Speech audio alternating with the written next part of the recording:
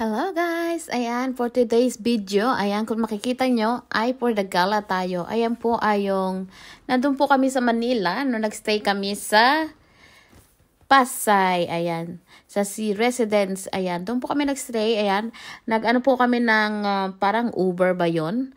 Basta, ayan, ang bago ng kotse ni ate, ayun ang aming nasakyan taxi, ayan, at nakikita nyo ang ating view. Ang ating view ay sa Venice Grand Canal Mall. Ayan.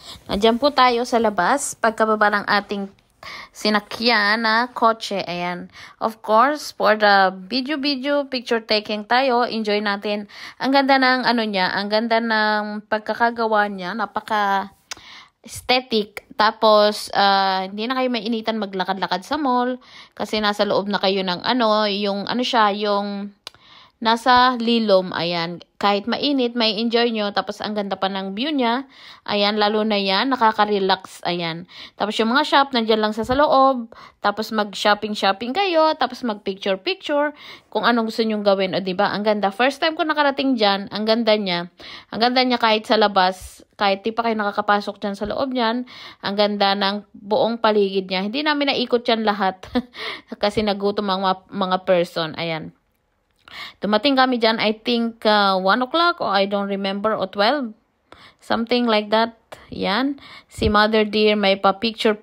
Ayan. O pa-video. Ayan. Napabigay siya tuloy ng coins ng hindi oras. Ayan. Nag-enjoy naman si Mother Dear. Ayan. Syempre, kaka-enjoy naman talaga yung ating view. O, diba? Puntahan ulit namin yan next time umuwi kami. Kasi ang ganda niya. Tapos, ikutin na natin buong mall. Kasi, hindi namin naikot lahat ng mall. Siyempre, may kasama tayong senior. Pati ako isa doon.